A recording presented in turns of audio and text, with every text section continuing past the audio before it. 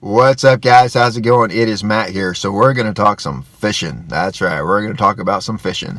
So we're going to talk about catching toothy predators. So I like my northern pike, and I'm going to talk about some pickerel. So let's get into it.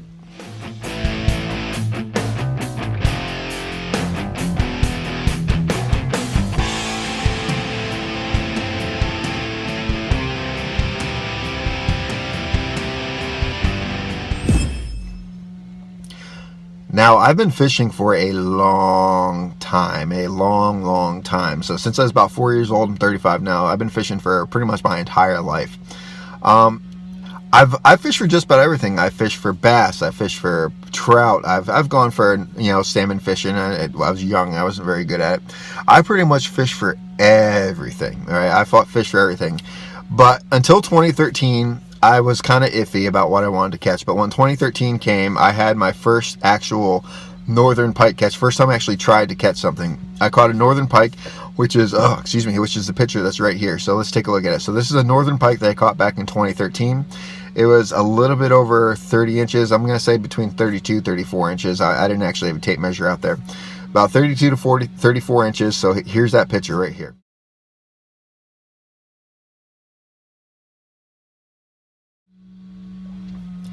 So back in 2013, I got hooked on toothy predator fishing. I love fishing for little freshwater torpedoes with teeth, right?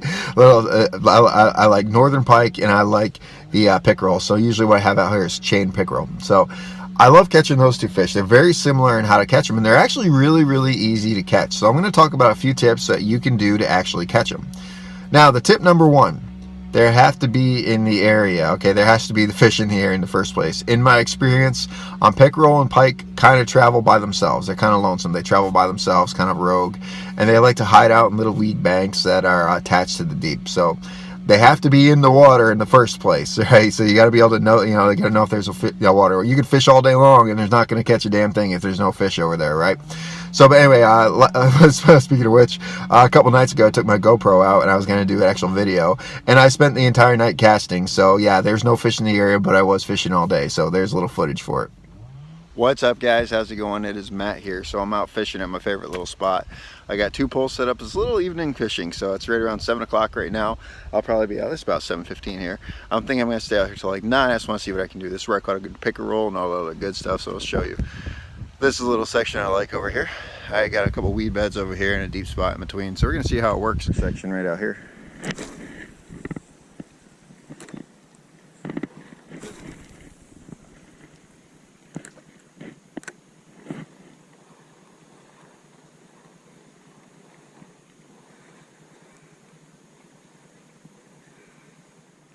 Definitely feel ground with it.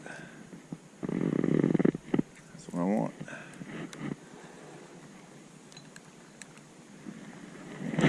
Deeper over here.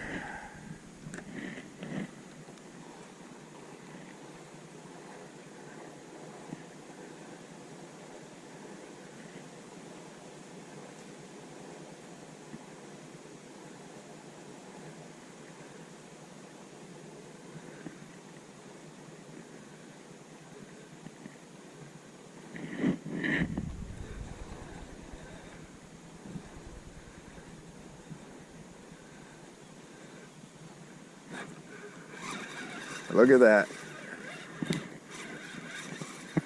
I might just have weeds. Not really fighting me. Yeah, let's grab some weeds.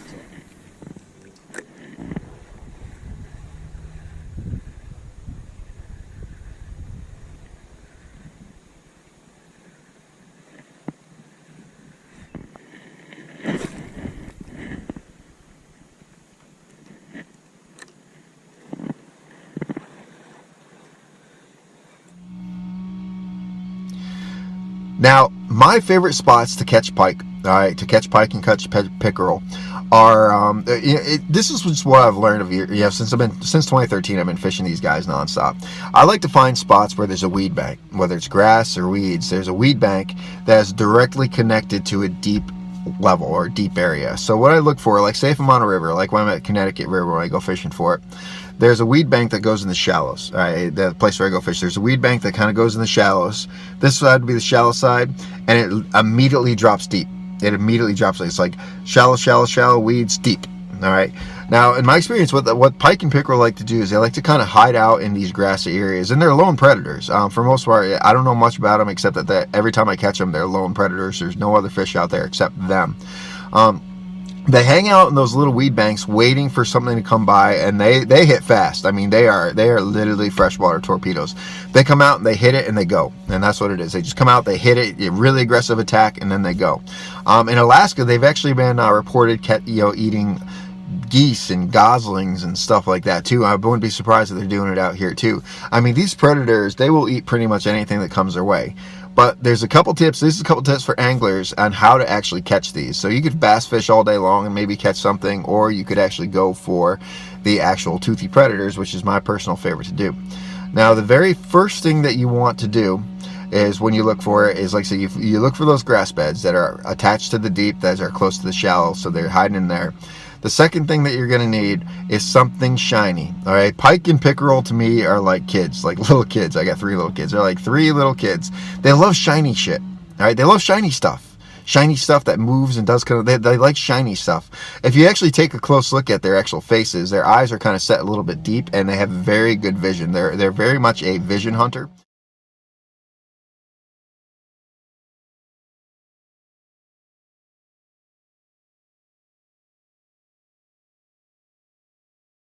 But at the same time, they look for like disturbances in the water. So I'm going to show you a couple lures that I usually use, which prove to be the most effective. Now, for me, the most effective that I usually catch them on is some sort of spinner, just like this. See, this one's all bent up. That's because a actual pickerel had literally swallowed this thing whole. Literally swallowed this thing whole, and I almost couldn't get the damn thing out.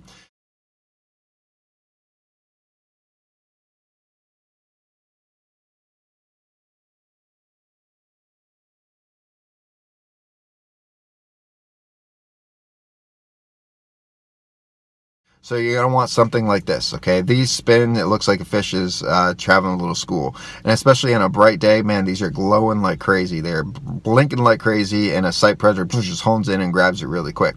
And usually when they grab these, they hit them hard, they hit them fast, and they try to swallow the thing whole. So this is my number 1. My number 2, chatterbait. All right, chatterbait. So this is a little jig. All right, it's like a bladed jig, chatterbait, whatever you call it, bladed jig. So this goes in the water. You fish it just like a jig. You drop it, you pull it up, you drop it. Actually, set this one up for a swim bait. All right, so it's got a little bit of a tail on it, but it's got the shiny stuff on it, right? And it buzzes a little bit in the water, just like these. They buzz in the water. All right. So what I do is this goes down. They see a little shiny thing, and they literally, once again, they just grab it whole. Actually, the one that's on my pole right now, that's the one that I just caught another one on. So I just caught this one the other day. Actually, this by far was the strongest pickerel I ever caught. Actually fought harder than a pike, which was crazy. By the way, something shiny, like I said, it's got a little blade, like a little bladed jig, just like that. All right, and color doesn't really matter too much when it comes to pike. It's about the shininess. All right. Now, another thing that I've caught them on is right here too. This is a deep diver. All right, this is kind of a shad pattern. All right, it's a deep diver, but once again, it is shiny and it makes noise. It's got some BBs in there. This thing's shiny, and I've caught several on this too. You actually see this hook is actually bent in a funny way when it hit so hard. The other one is, so a lot of people like their jerkbait. Now, a lot of people love jerkbait, and they do catch them a lot on jerkbait. Now, the type of jerkbait you're going to use for is just like this. Once again, shiny. You're noticing a pattern here. Once again, they got these BBs in here and stuff like that too. Pike hone in on shiny, noisy stuff. They love shiny and noisy stuff.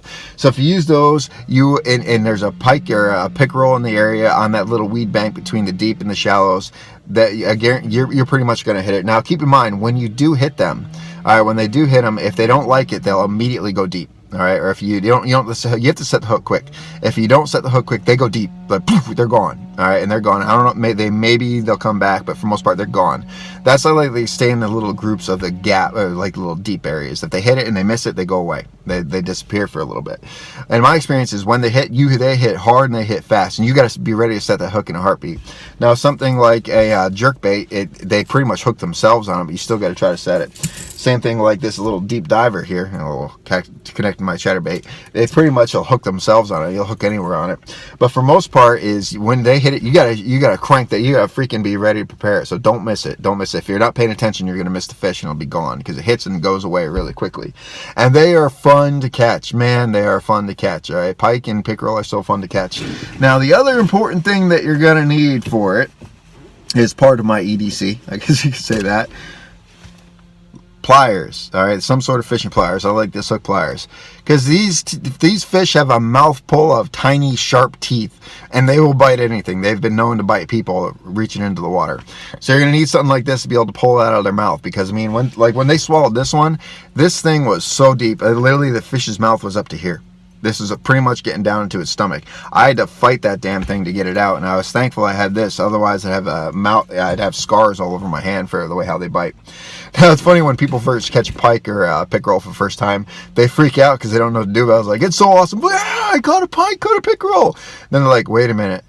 I got a toothy predator on my line. How the hell am I going to get off my line?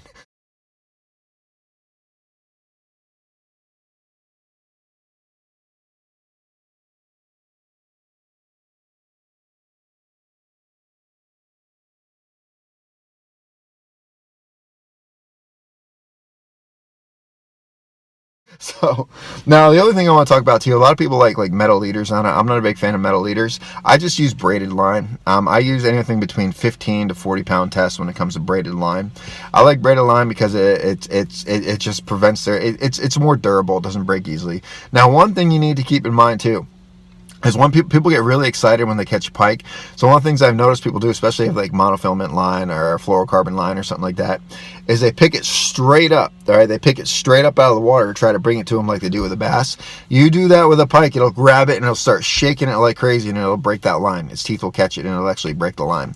So if you catch it, you want to slide it in. All right, you want to kind of pull it in. You don't want to fight too much pressure on it when you're actually bringing it in. So anyway, I hope this helps, guys. And anyway, I'm gonna close it with the best pickerel I caught the other day. This is a great chain pickerel. This thing fought harder than the northern pike. This fought harder than the northern pike. Now keep in mind, my daughter took the picture. All right, so it's a little zoomed in, but here it is right now.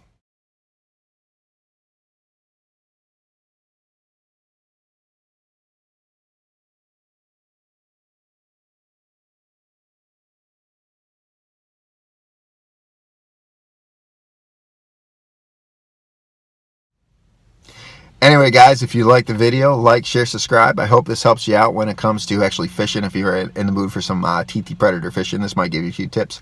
But anyway, guys, you remember, it's our responsibility to take care of each other and protect each other. Peace.